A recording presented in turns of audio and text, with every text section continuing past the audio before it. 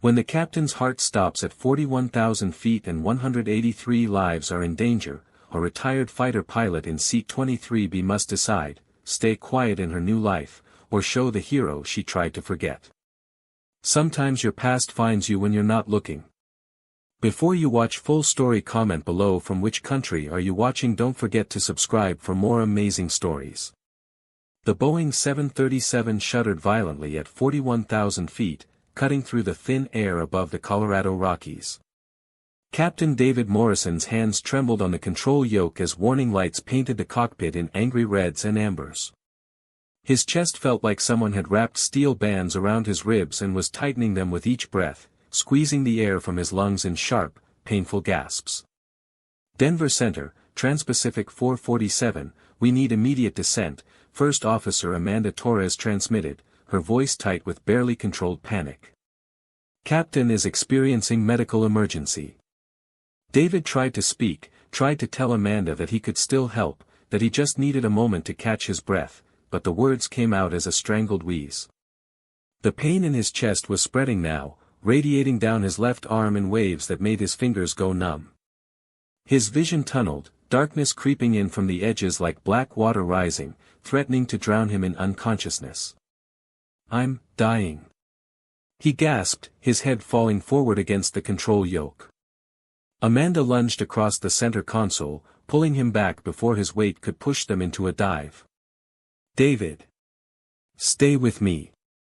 Her fingers found his carotid artery, feeling for a pulse that was racing, irregular, weakening with each passing second.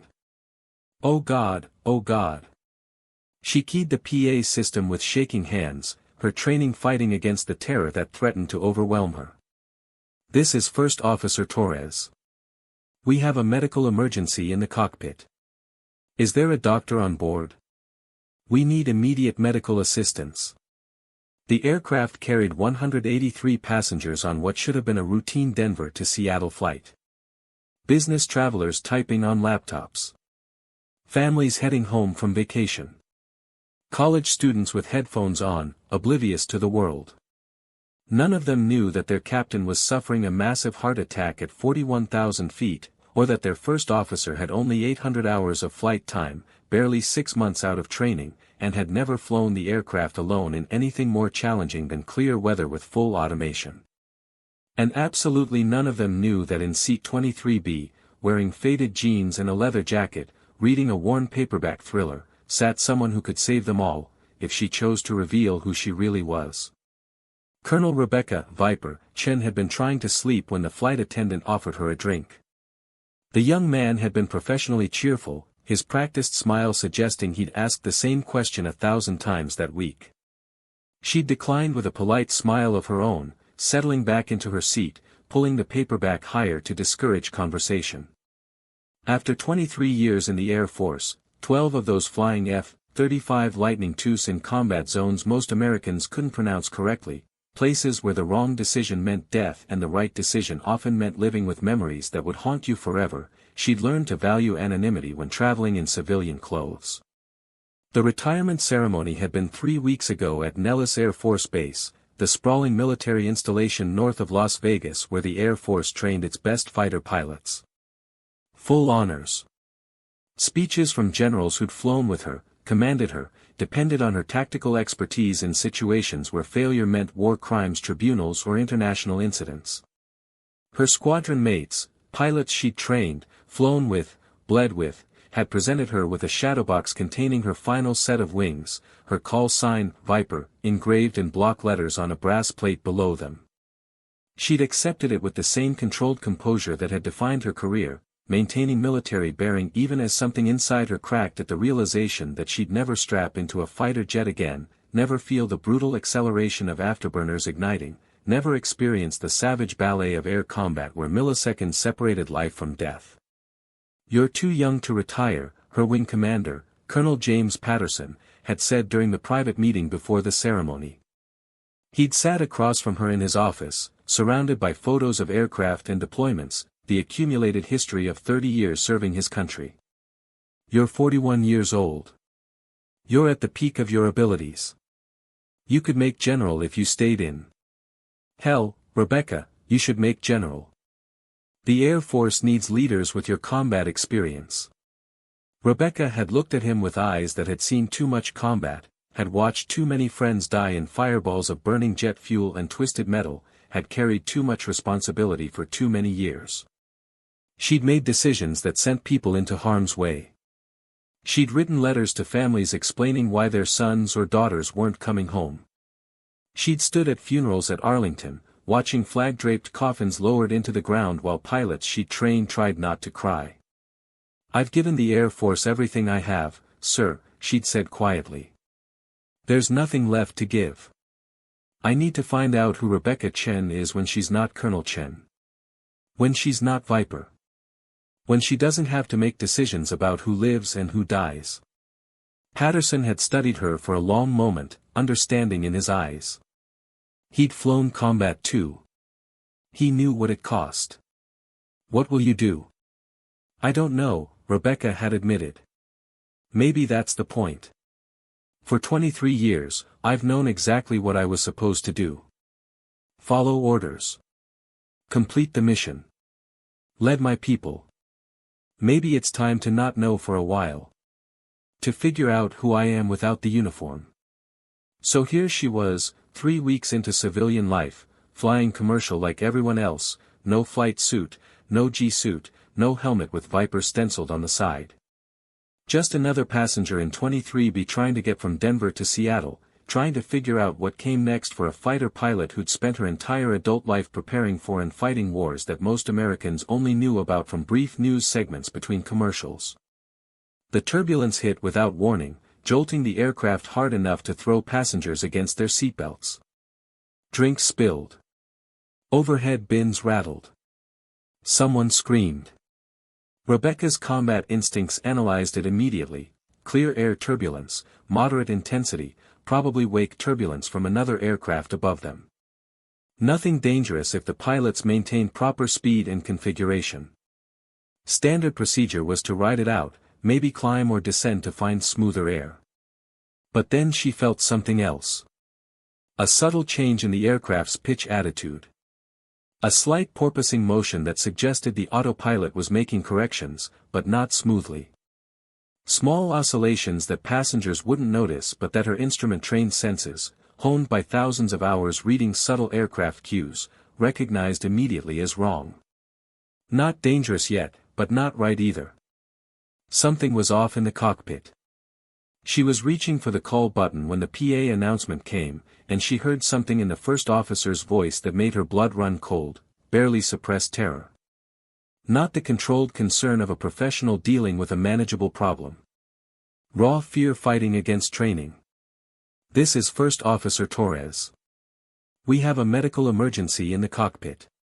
Is there a doctor on board? We need immediate medical assistance." Rebecca was out of her seatbelt before the announcement finished, moving forward through the cabin with the purposeful stride that 12 years of combat operations had ingrained. Passengers stared at her as she passed, confused by her urgency. A flight attendant tried to stop her, stepping into the aisle with practiced authority, but Rebecca brushed past with a presence that made the woman step back instinctively. "I'm a pilot," Rebecca said quietly, her voice carrying absolute command despite its low volume. "Military. I need to get to the cockpit right now." The lead flight attendant, James, his name tag identified him as having 15 years of service, appeared from the forward galley, his face pale. He'd heard the announcement. He knew something was seriously wrong. "Ma'am, FAA regulations prohibit unauthorized access to the cockpit during flight. I need you to return to your seat." "I know the regulations," Rebecca interrupted, her voice calm but carrying the weight of command that came from leading combat missions where lives depended on split-second decisions. "I also know what I just heard in that first officer's voice. Your captain is incapacitated. You have a scared junior pilot trying to fly this aircraft alone with a medical emergency happening 2 feet away from her. Now you can spend the next 2 minutes arguing with me about regulations, or you can open that cockpit door and let someone help who actually knows what they're doing." James stared at her for 3 seconds, making the calculation that every flight attendant was trained to make: threat or asset. He saw her posture, military bearing impossible to fake. He saw her eyes, calm, focused, assessing. He saw her hands, steady despite the turbulence. "What's your background?" he asked. "Colonel Rebecca Chen, United States Air Force, retired 3 weeks ago. 23 years active duty, 12 years flying F-35 fighters in combat. I've logged over 5,000 flight hours, 3,000 in fighters. I've handled emergencies that make this look like a training exercise." James made his decision. He moved to the cockpit door and knocked in the crew pattern, 3 quick raps, pause, 2 more. Amanda Torres was drowning. That's what it felt like.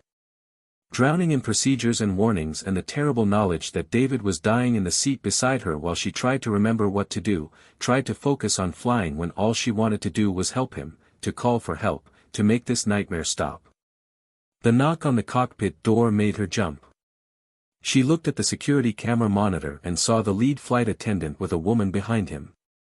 Asian features, short dark hair streaked with gray at the temples, maybe early 40s, wearing civilian clothes but standing with a posture that screamed military. Amanda hit the door release, and the woman was inside the cockpit in 2 seconds, her eyes scanning the instrument panel with the rapid assessment of someone who'd spent thousands of hours reading cockpit displays under pressure. "Status," the woman said, her voice cutting through Amanda's panic with absolute clarity. "Captain had a heart attack, I think," Amanda stammered, hating how her voice shook. "He just collapsed. He was fine, and then he wasn't, and I called for medical help but nobody's responded yet, and I've got the aircraft on autopilot, but I don't know what to do, I've never." "Stop." The woman's hand touched Amanda's shoulder, firm but not harsh. "Listen to me very carefully. I'm Colonel Rebecca Chen, United States Air Force, retired 3 weeks ago. 23 years flying fighters, 12 years flying F-35s in combat. I've handled emergencies that make this look like a training exercise. I've landed aircraft with failing hydraulics, with engine fires, with battle damage that should have killed me. I need you to trust me right now. Can you do that?"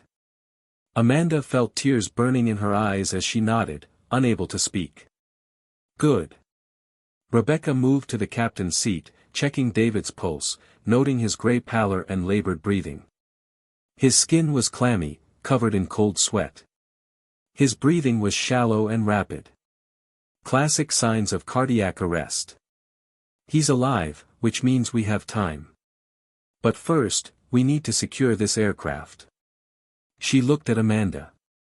"What's your experience level?" 800 hours total time, Amanda said, her voice small.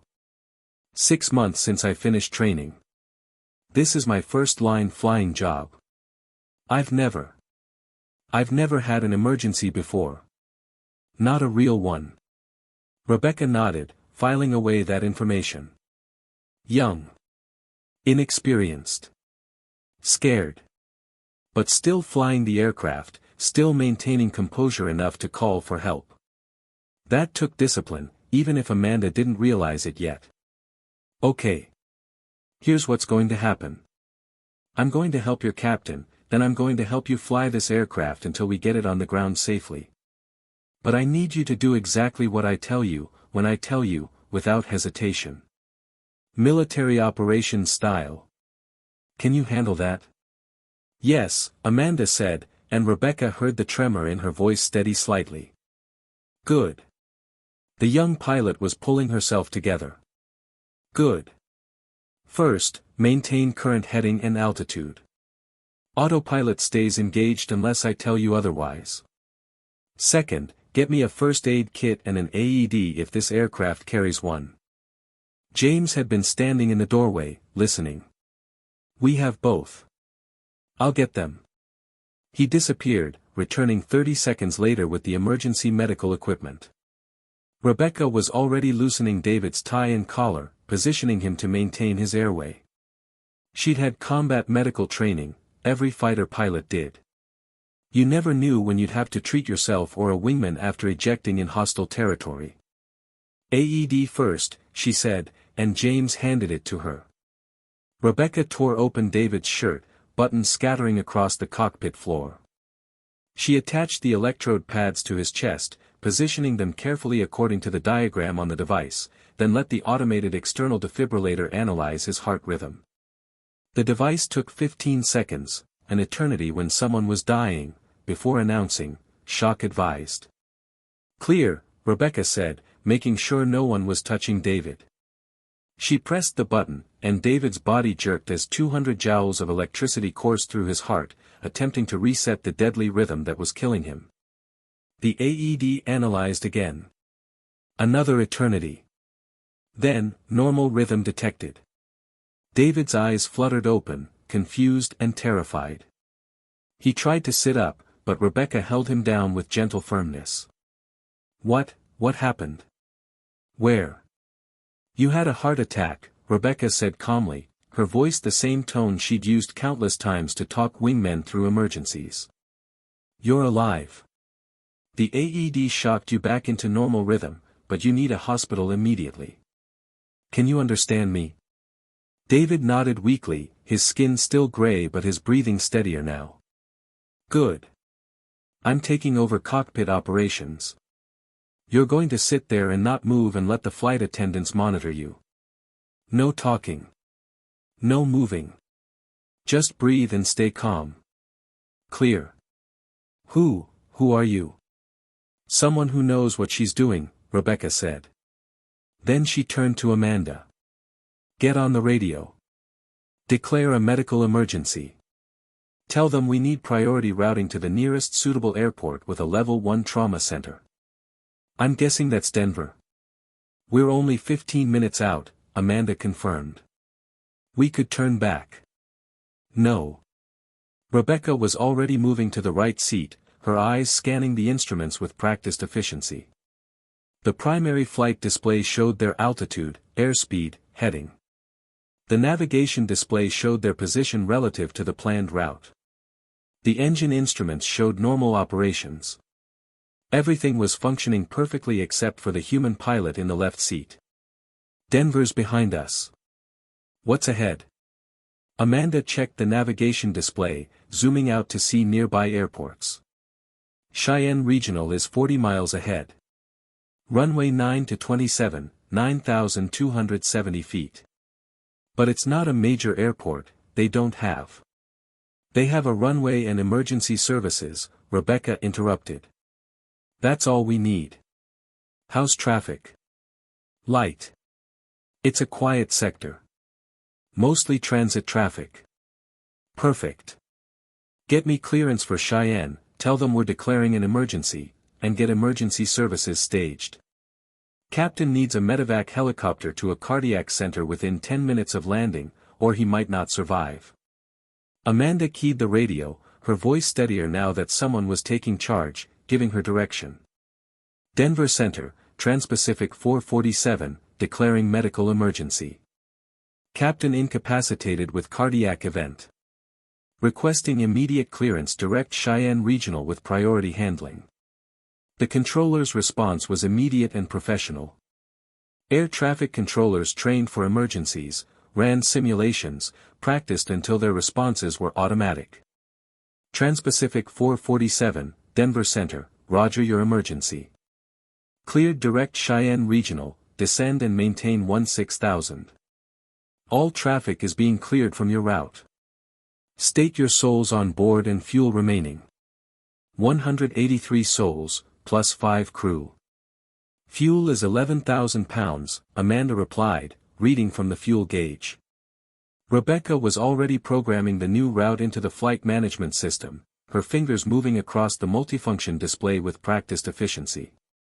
The Boeing 737 wasn't an F-35, it was bigger, slower, less responsive, but the fundamental principles of aviation didn't change.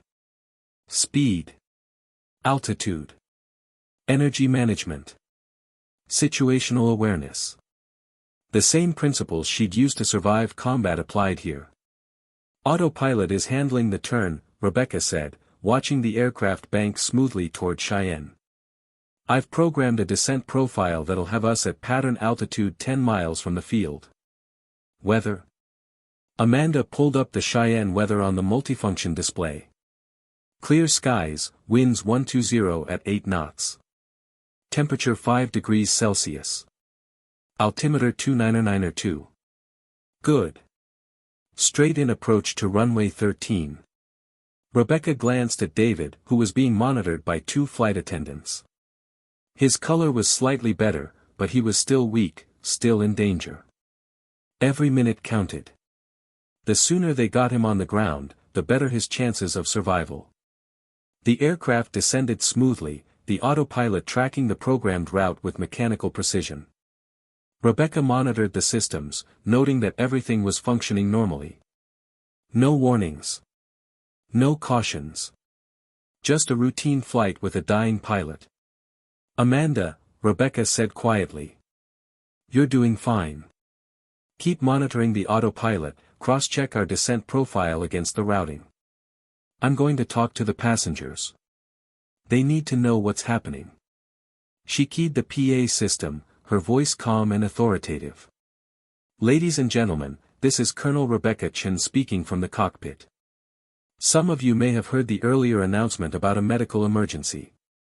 Our captain has suffered a heart attack but is conscious and stable thanks to quick action by the flight attendants. I'm a retired Air Force fighter pilot with 23 years of experience, and I'm assisting First Officer Torres with flying the aircraft. We are diverting to Cheyenne, Wyoming, where we'll make an emergency landing in approximately 12 minutes. This landing will be completely routine. Emergency services will meet the aircraft to transport the captain to a hospital. There is no danger to the aircraft or passengers. I've handled situations far more challenging than this in combat operations over hostile territory. Please remain seated with seatbelts fastened. Flight attendants, prepare the cabin for landing. The announcement had exactly the effect Rebecca intended. Her calm, authoritative tone, combined with her military credentials, transformed passenger anxiety into cautious confidence.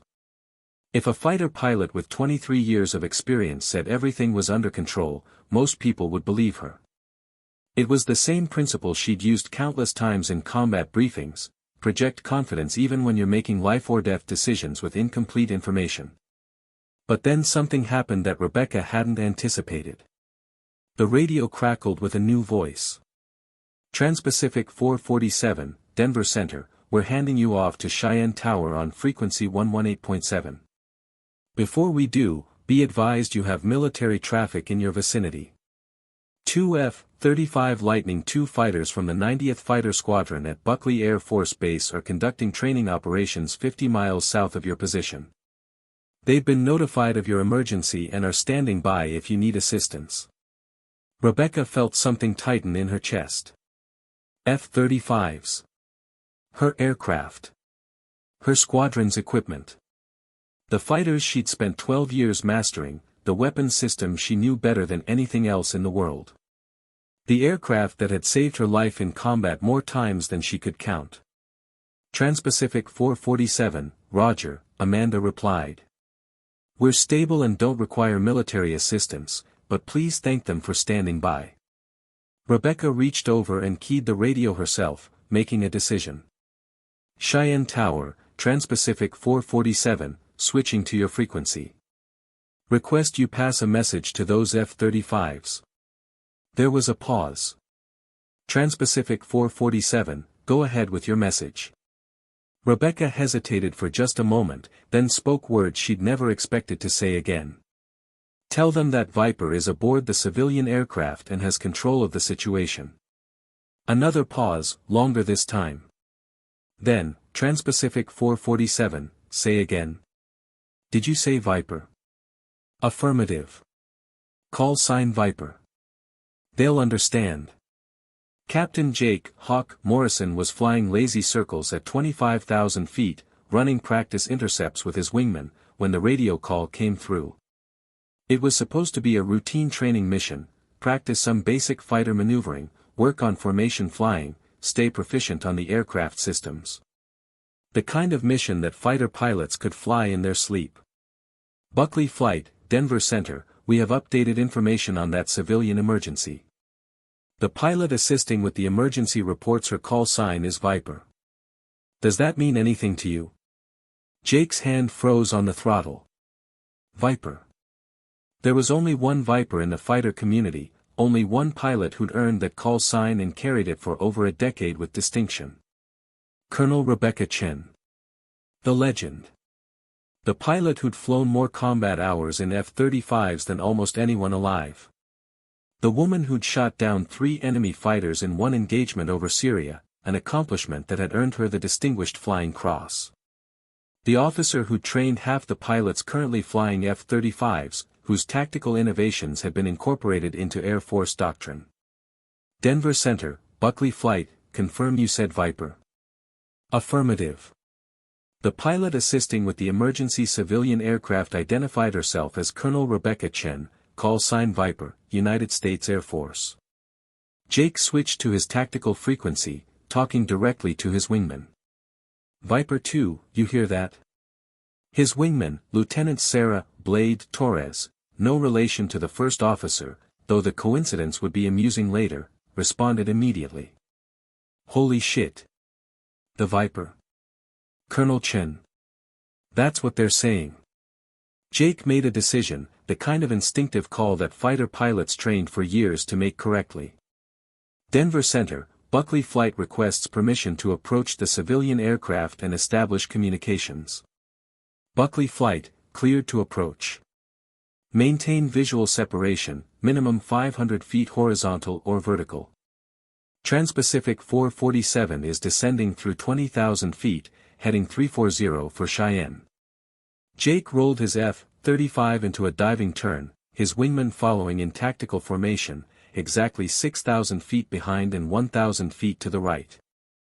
They closed the distance in less than 2 minutes, their radar systems painting the Boeing 737 as a clean target on their displays, the sophisticated sensors tracking the airliner with precision that would have seemed like magic to pilots from previous generations. Buckley Flight has visual contact, Jake transmitted. We're positioning on the civilian aircraft's right wing. The 737 appeared ahead of them, sunlight glinting off its aluminum skin as it descended through broken clouds. Jake throttled back, matching speed and altitude with practiced ease, positioning his fighter 100 yards off the airliner's right wingtip. Close enough to be clearly visible from the cockpit windows, far enough to maintain safe separation. His wingman took station on the left side, creating a symmetric escort formation. He switched to the civilian emergency frequency. Trans-Pacific 447, this is Buckley Flight, 2F-35 Lightning II's positioned off your wings. Requesting to speak with Viper. Rebecca heard the fighter pilot's voice and felt a wave of emotion she hadn't expected. That voice. Young, confident, professional. The voice of someone flying her aircraft, carrying on the mission while she sat in a civilian cockpit, grounded by her own choice. She keyed the radio. Buckley Flight, this is Viper. Good to hear your voice, even if the circumstances are unusual. Colonel Chen. Jake's voice carried a mixture of excitement and disbelief. Ma'am, it's Captain Morrison, call sign Hawk. We trained together at Nellis 3 years ago. Advanced Tactics Course. I was in your flight for the red flag exercise. Rebecca smiled despite the situation, memory flooding back. I remember, Hawk. You were the one who tried to gun me in the scissors and ended up overshooting into my kill zone. I had to explain to you for 20 minutes why energy management matters more than aggressiveness. Guilty as charged, ma'am. Jake laughed, the sound carrying clearly over the radio. Best training I ever received. I've used those lessons in combat. Probably saved my life twice. That's what I like to hear. What's your status? Center says you're assisting with a captain's medical emergency. Affirmative. Captain had a cardiac event. Massive heart attack at 41,000 feet. We got him stabilized with an AED, but he needs immediate medical attention. I'm helping the first officer get the aircraft safely on the ground at Cheyenne. We're stable, descending normally, no aircraft malfunctions. Should be a routine landing in about 10 minutes. Roger that, ma'am. We're positioned to escort if you need anything. Can provide radio relay, visual separation from other traffic, whatever you need. Rebecca looked out the right side window and saw the two F-35s, their sleek profiles unmistakable even at 100 yards. Her aircraft. Her community. The life she'd walked away from 3 weeks ago. Seeing them now, flying in perfect formation, brought back memories of countless missions, some routine, some terrifying, all demanding absolute precision and discipline. Buckley Flight, appreciate the escort. Tell me something. How's the squadron doing? How's Colonel Patterson? Strong, ma'am. We miss your leadership. Commander still quotes your briefings. Perfect execution of a good plan beats improvised genius is on the wall of every briefing room. Half the pilots in the squadron were trained by you at some point. You're a legend, ma'am. Rebecca felt that tightness in her chest again. 3 weeks. She'd been retired for 3 weeks, and they were already calling her a legend. That's good to hear. You're in good hands with Colonel Patterson. He'll take care of you. Best wing commander I ever served under. Permission to speak freely, ma'am. Granted. The squadron was hoping you'd come back. We heard you retired, but nobody wanted to believe it. You're the best fighter pilot most of us have ever seen fly. The Air Force needs people like you. People who've been there, done the hard missions, know what combat actually requires. Rebecca looked at the instrument panel, at Amanda Torres working through pre-landing checklists with focused determination, at David Morrison being monitored by flight attendants who were keeping him conscious and stable, at the artificial horizon showing their steady descent toward Cheyenne. She thought about her retirement ceremony, about the shadowbox with her wings and call sign, about 3 weeks of trying to figure out who she was without the uniform. The Air Force has people like you, Hawk. That's enough. I did my time.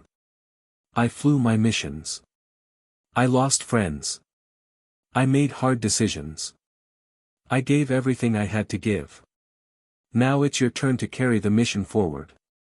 Yes, ma'am. Jake's voice carried respect and understanding. For what it's worth, it's an honor to fly escort for you, even in a civilian aircraft. Viper is a call sign that means something in the fighter community. It represents excellence. It represents never giving up. It represents bringing people home alive. It represents survival, Rebecca corrected gently. I earned that call sign by making it home when others didn't. By being better prepared, better trained, better disciplined. But mostly by being lucky enough to survive long enough to get good at staying alive.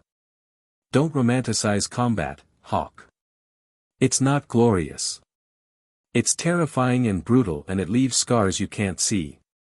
Stay sharp. Stay humble. Bring your wingmen home. Roger that, ma'am. Buckley Flight will maintain escort to landing.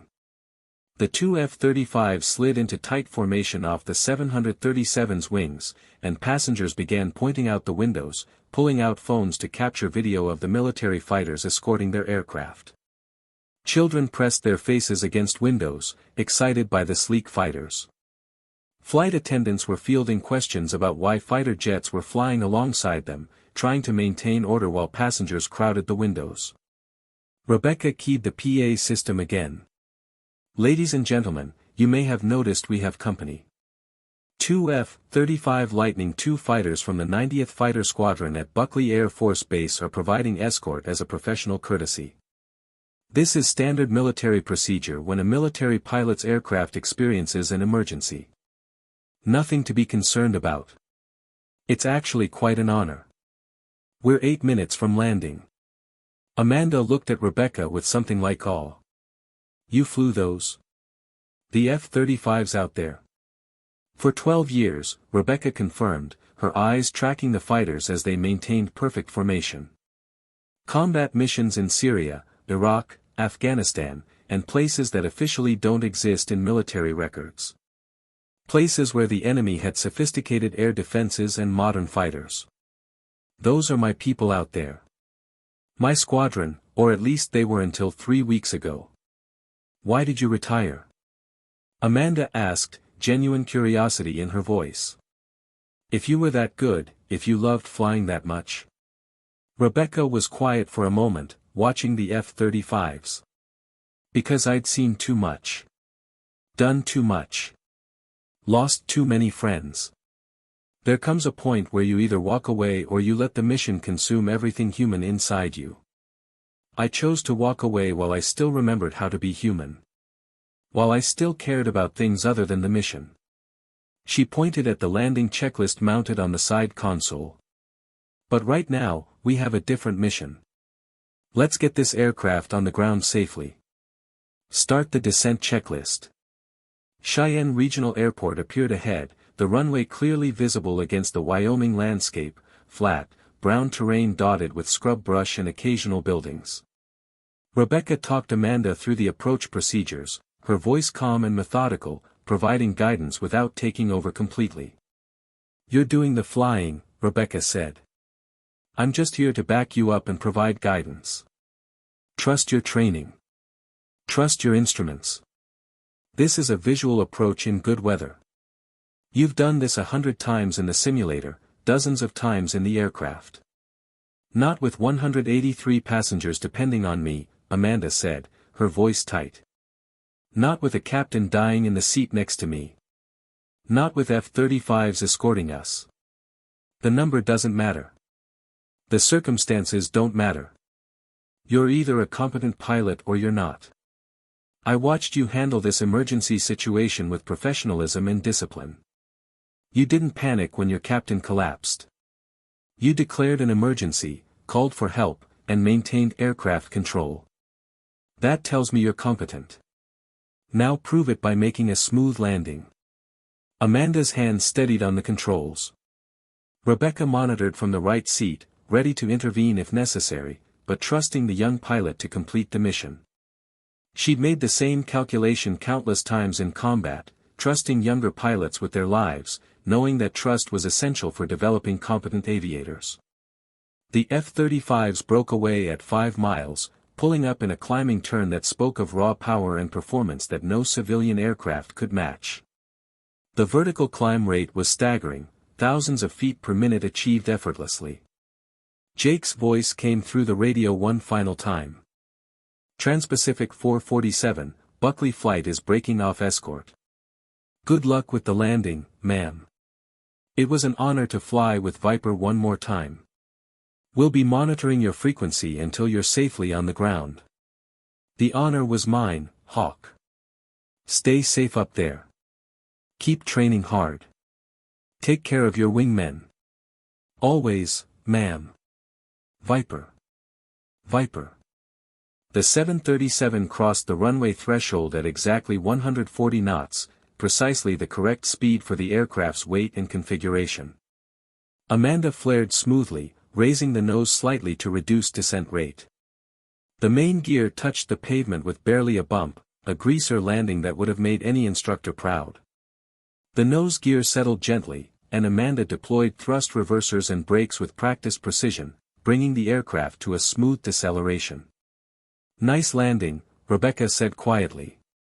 Textbook execution. Thank you, Amanda whispered, her hands still shaking slightly from adrenaline.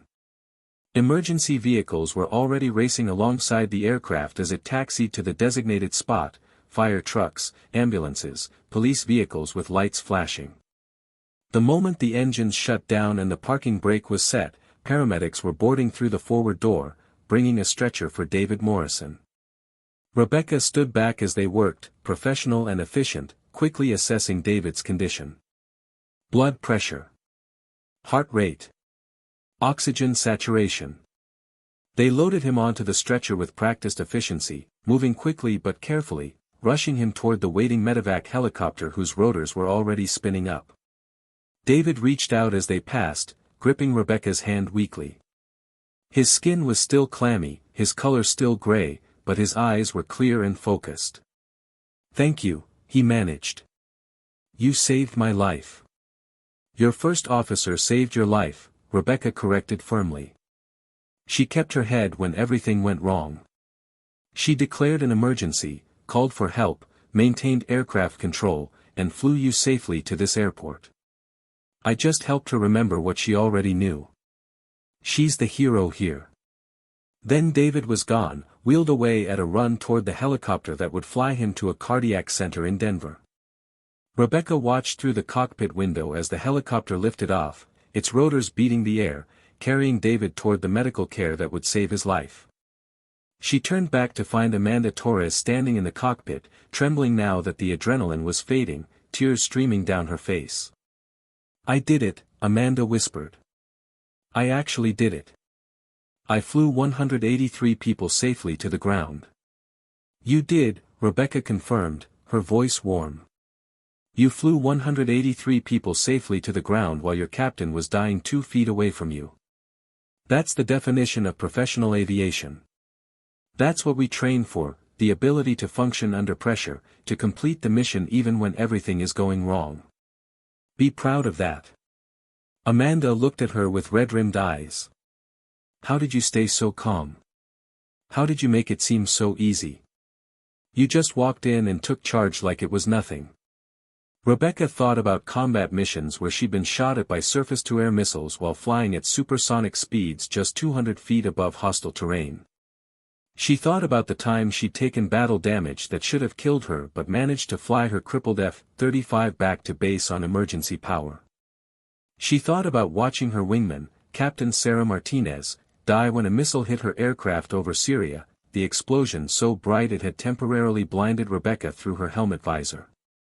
"It's not easy," she said finally. "It never gets easy. You just get better at managing the fear. You train until the procedures become automatic. You build discipline until professionalism overrides panic. You accept that fear is normal and even useful, it keeps you alert, but it doesn't get to make decisions." She looked out the window at the F-35 circling overhead, preparing to return to Buckley Air Force Base.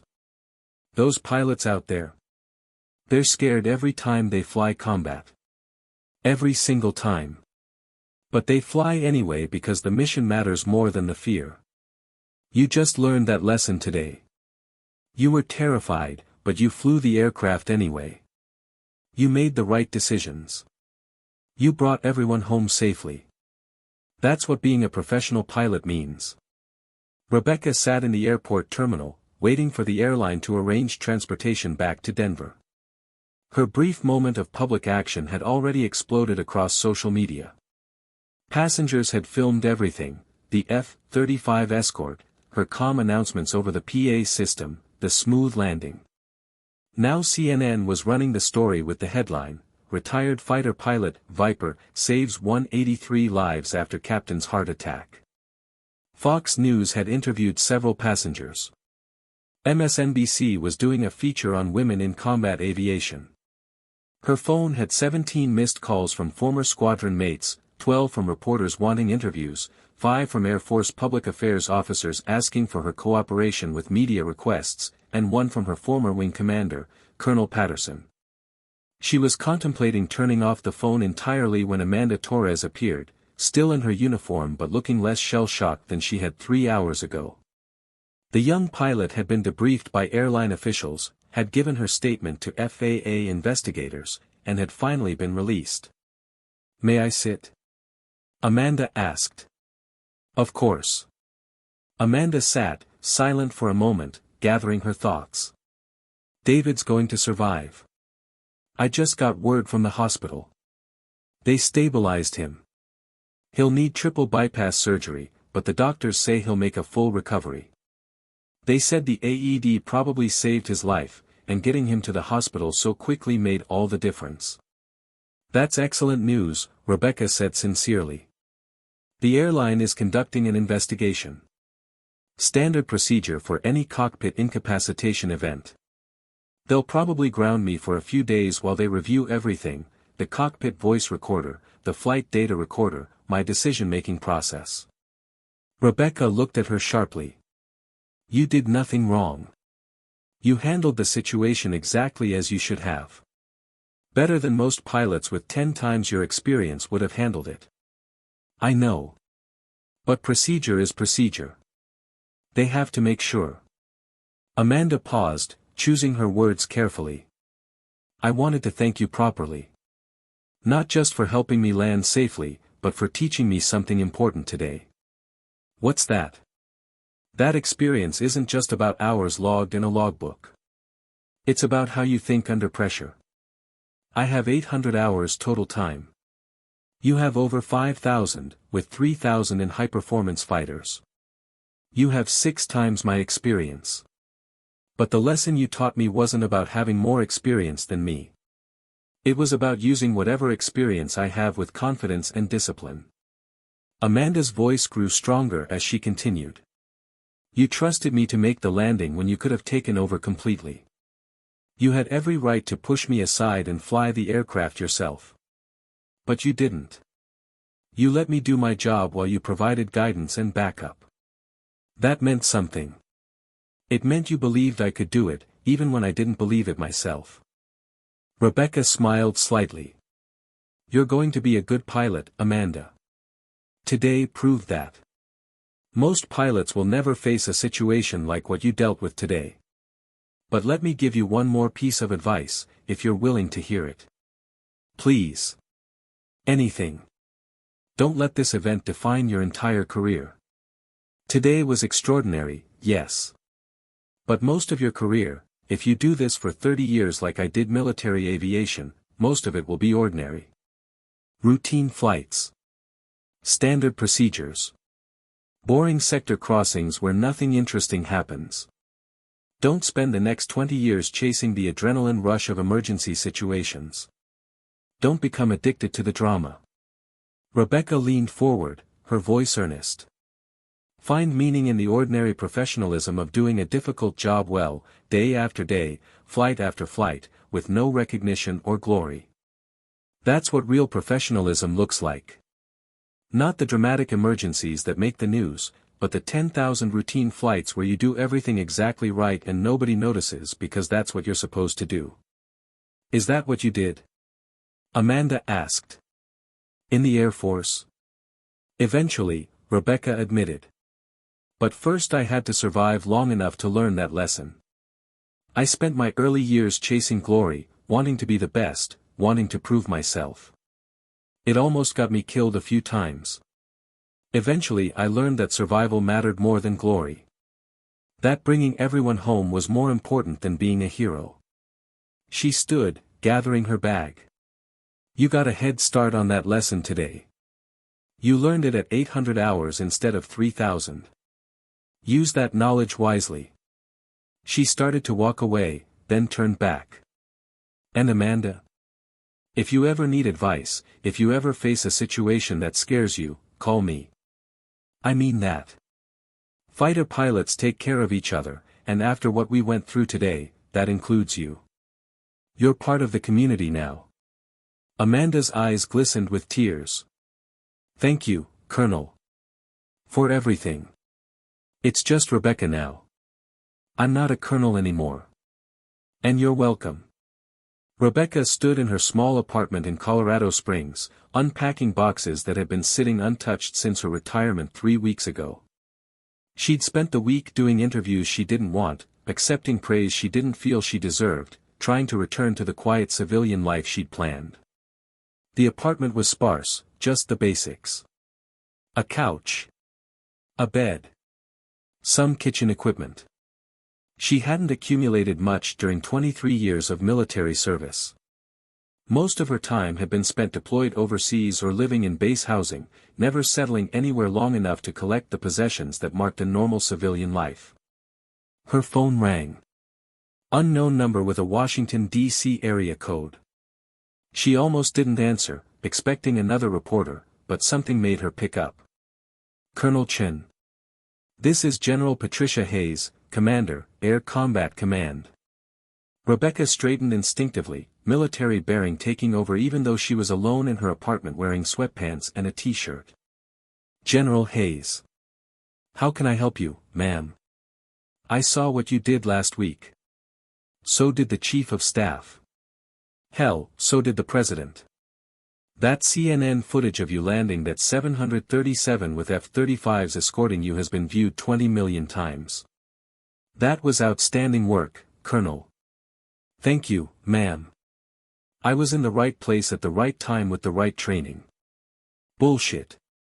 The general's voice was blunt, cutting through pleasantries. You were a highly trained professional who saw a crisis and responded with exactly the kind of leadership and tactical thinking that the Air Force spent 23 years and millions of dollars teaching you. You made decisions under pressure. You trusted a junior pilot enough to let her complete the landing instead of taking over. You provided exactly the right amount of guidance at exactly the right time. That's not luck, Colonel. That's excellence. Rebecca said nothing, waiting for what she knew was coming. Which brings me to the reason for my call, General Hayes continued. I'm not calling to congratulate you, though you deserve congratulations. I'm calling to offer you a position. Rebecca felt something sink in her stomach. She knew where this was going. Ma'am, I'm retired. I know. And I'm not asking you to come back on active duty. We both know you've earned your retirement. I'm calling to offer you a civilian contractor position with the Air Force Weapons School at Nellis Air Force Base. Rebecca was silent, processing this. Your job would be training the next generation of fighter pilots, the general explained. Passing on the combat experience and tactical knowledge you've accumulated over 12 years of combat operations. Teaching young pilots like Captain Morrison how to think under pressure, how to handle impossible situations, how to be better than just good enough. What would the position entail specifically? Rebecca asked carefully. 3 days a week at Nellis. Tuesday through Thursday. Classroom instruction in the mornings. Simulator training in the afternoons. Debriefing combat footage. Developing tactical scenarios. Consulting on doctrine development. The rest of your time is yours. You'd maintain your home in Colorado Springs. General Hayes paused, then added the detail she knew would matter. You'd maintain your flight status. We'd get you regular ride time in F-35s to stay current. You'd be training the instructors who train the combat pilots. The weapons school graduates who go back to operational squadrons to teach tactics. You'd be passing on the Viper legacy to an entire generation of fighter pilots. Rebecca looked out her apartment window at the mountains, at the blue sky where she could see contrails from aircraft heading west toward California. She thought about Amanda Torres learning to trust her training. About Jake Morrison escorting her civilian aircraft with the fighters she used to fly. About 23 years of accumulated knowledge and experience that could help young pilots survive situations that would otherwise kill them. General, can I think about it? She asked. Take a week. But Colonel? The Air Force needs people who can teach what you taught that young first officer last week. You showed her that impossible situations become manageable when you have the right training, the right mindset, and the right leadership supporting you. We're not asking you to fight wars anymore. We're asking you to teach others how to survive them. There's a difference. After the call ended, Rebecca sat in silence for a long time, staring at the shadow box containing her wings and her call sign plaque. Viper. A name she'd earned through combat, through survival, through leading others home when the odds said they shouldn't make it. She thought about all the pilots she'd trained over the years. Some had gone on to distinguished careers. Some had died in combat, their names now etched on memorial walls. Some had left the military and gone on to civilian aviation careers. But all of them carried something she'd taught them, some tactical principle, some lesson about decision-making under pressure, some understanding of what it meant to be a professional military aviator. Maybe retirement didn't mean walking away completely. Maybe it meant finding a new way to serve, a new way to use what she'd learned, a new mission that didn't require pulling triggers but still protected people by preparing them for the worst. Her phone buzzed with a text message from Amanda Torres. Made my first flight as pilot in command today. Carried 167 passengers from Denver to Phoenix. Thought of you during pre-flight checks. Remembered what you said about ordinary professionalism. Thank you for everything. Rebecca smiled and replied, proud of you. That's what professionalism looks like. Keep flying safe. Then she picked up her phone and called General Hayes back. Ma'am. This is Colonel Chen. I've thought about your offer. When do you need me at Nellis? The briefing room at Nellis Air Force Base was packed with 48 of the most talented fighter pilots in the Air Force, all students at the prestigious Weapons School, the graduate-level course that produced the service's tactical experts and future squadron commanders. Rebecca stood at the front of the room, wearing a flight suit with contractor patches instead of military rank insignia, her call sign, Viper, embroidered on the name tag over her left breast pocket. On the large screen behind her was video footage from her emergency landing in the Boeing 737, captured by passenger phones and news helicopters. This, she said, pointing at the screen with a laser pointer, was not a heroic intervention. It was not me saving the day through superior skill or amazing talent. It was simply the application of training and discipline to an emergency situation that looked worse than it actually was. She clicked to the next slide, showing Amanda Torres in the cockpit during the emergency, her face tense with concentration. This is First Officer Amanda Torres. She had 800 hours of flight time. She'd been flying commercially for exactly 6 months. Her captain suffered a massive heart attack at 41,000 feet, and she had to fly 183 passengers to safety while managing a medical emergency and working with a stranger who walked into her cockpit claiming to be a fighter pilot. Rebecca paused, letting that information sink in. First Officer Torres saved those people. Not me. I provided guidance and tactical oversight, but she made the critical decisions. She flew the aircraft. She executed the approach and landing. She maintained composure when every instinct was screaming at her to panic. And she did it because she'd been trained properly and had the discipline to trust that training under extreme pressure. She clicked to footage of the F-35s escorting the civilian aircraft, the sleek fighters maintaining perfect formation alongside the lumbering airliner. Captain Morrison and Lieutenant Torres, she gestured to Jake and Sarah who were sitting in the front row, provided escort during the emergency. They did it because they recognized the call sign Viper and wanted to honor a fellow fighter pilot. That's brotherhood. That's the culture of excellence we build in the fighter community. We take care of each other. Another click. Combat footage now. An F-35 engaging enemy fighters over hostile territory, missiles launching, the aircraft pulling hard G-forces in violent defensive maneuvers. Rebecca's own mission footage from Syria, 3 years earlier.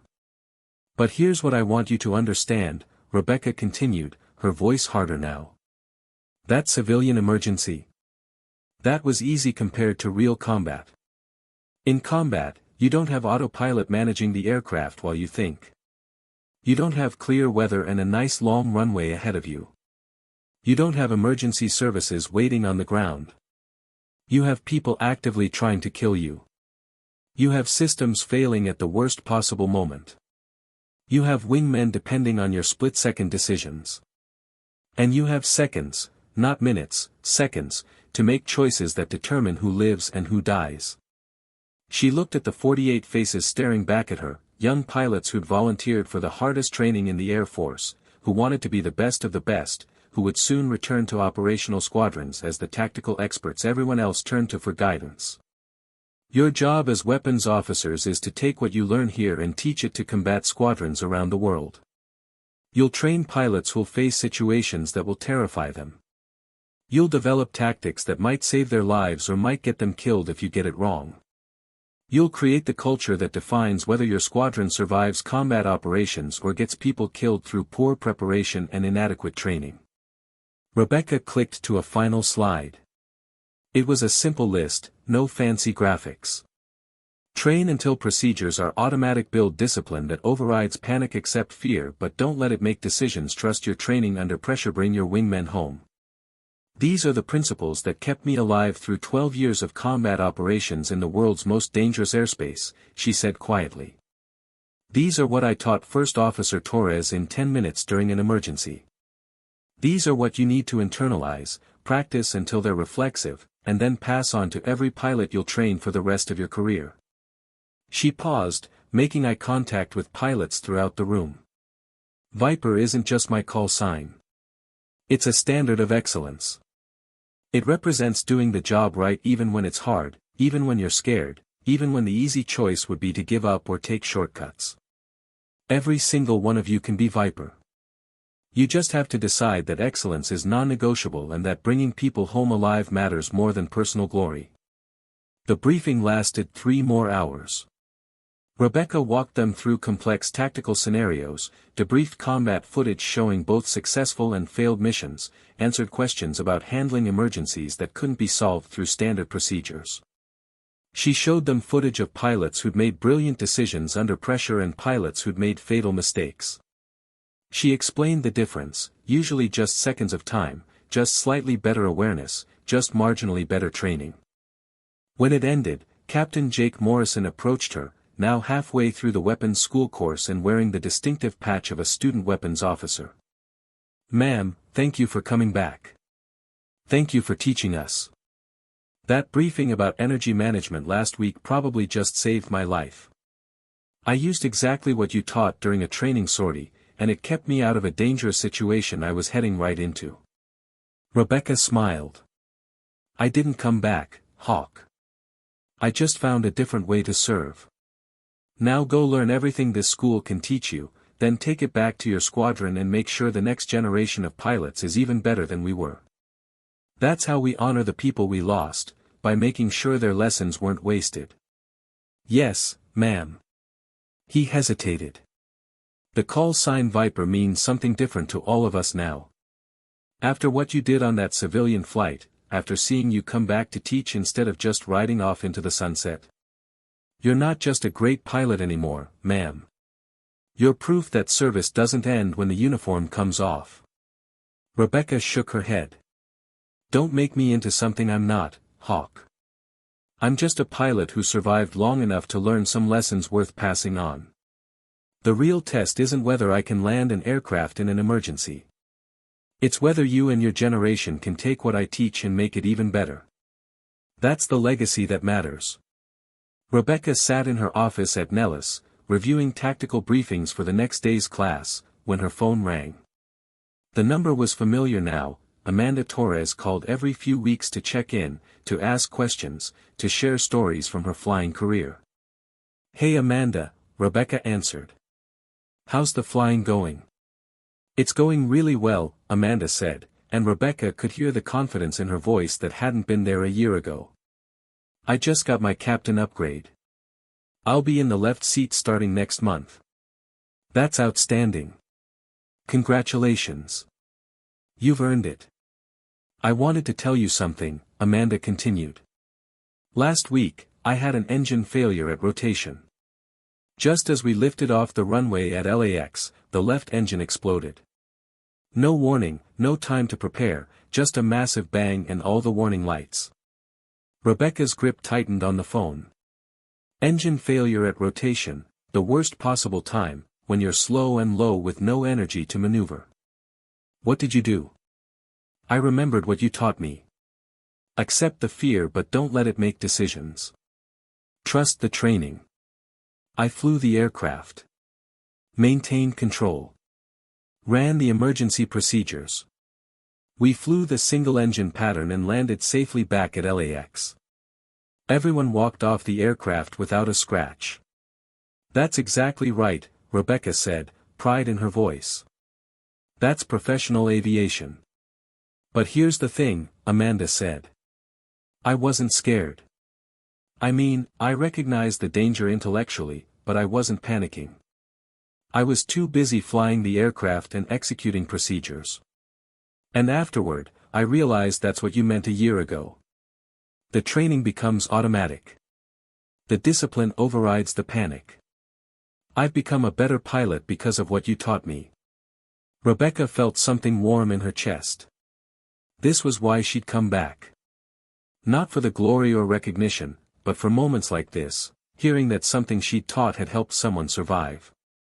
"You've always been a good pilot, Amanda. You just needed to learn to trust yourself. But I'm proud of you for how you've developed. That engine failure could have killed everyone on board if you'd panicked. I'm passing it forward, Amanda said. The airline has me mentoring new first officers now. Teaching them what you taught me. About professionalism, about discipline under pressure, about making the ordinary routine excellent because you never know when you'll face the extraordinary emergency. That's perfect. That's exactly what the legacy should be. After the call ended, Rebecca sat in her office for a while, thinking about legacies and service and what it meant to make a difference. She thought about all the pilots she'd trained over the past year at Nellis, over 200 weapons school students, plus the instructors she'd mentored, plus the doctrine she'd helped develop. Some of those pilots were now in combat zones, flying missions over hostile territory, using tactics and procedures she'd taught them. Some were instructing at squadrons around the world, passing on the lessons they'd learned. Some were still in training, still learning, still developing into the professional aviators the Air Force needed. And all of them carried a piece of the Viper legacy, not because of who she was, but because of what she'd taught them about excellence, about discipline, about bringing people home alive.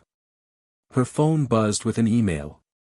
It was from General Hayes. Colonel Chen, the Chief of Staff wants you to brief the Corona Conference next month. All the senior leaders. Topic: Building a culture of excellence in tactical aviation. They want to hear the Viper perspective. You interested? Rebecca smiled and typed her response, yes, ma'am. Happy to brief. Send me the details.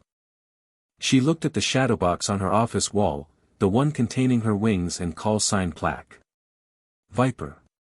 It meant something different now than it had during her active duty years. Then, it had represented her personal excellence, her individual achievements, her survival through combat. Now it represented something larger. A standard of professionalism. A commitment to training and discipline. A culture of bringing people home alive. A legacy that lived on through every pilot she trained, every lesson she taught, every young aviator who learned that excellence wasn't optional and that professionalism meant doing the job right even when no one was watching. The mission continued. It always would. As long as pilots were willing to learn, willing to train, willing to carry forward the standards that kept people alive and missions successful. That was the Viper legacy. Not one person's achievements, but a culture of excellence that would outlive any individual pilot. And it was just beginning. Outside her window, she could hear the thunder of F-35s taking off for training missions, their afterburners shaking the building. New pilots learning to fly the aircraft she'd mastered. New generation preparing for combat. New chapter in the endless story of military aviation. Rebecca smiled and returned to her briefing notes. There was work to do. Lessons to teach. Lives to save through proper training.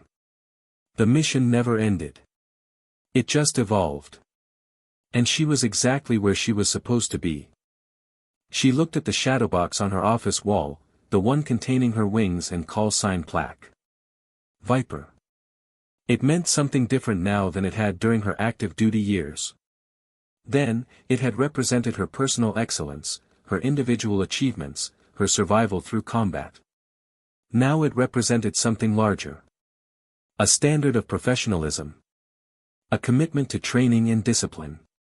A culture of bringing people home alive. A legacy that lived on through every pilot she trained, every lesson she taught, every young aviator who learned that excellence wasn't optional and that professionalism meant doing the job right even when no one was watching. The mission continued. It always would. As long as pilots were willing to learn, willing to train, willing to carry forward the standards that kept people alive and missions successful. That was the Viper legacy. Not one person's achievements, but a culture of excellence that would outlive any individual pilot. And it was just beginning. Outside her window, she could hear the thunder of F-35s taking off for training missions, their afterburners shaking the building. New pilots learning to fly the aircraft she'd mastered. New generation preparing for combat.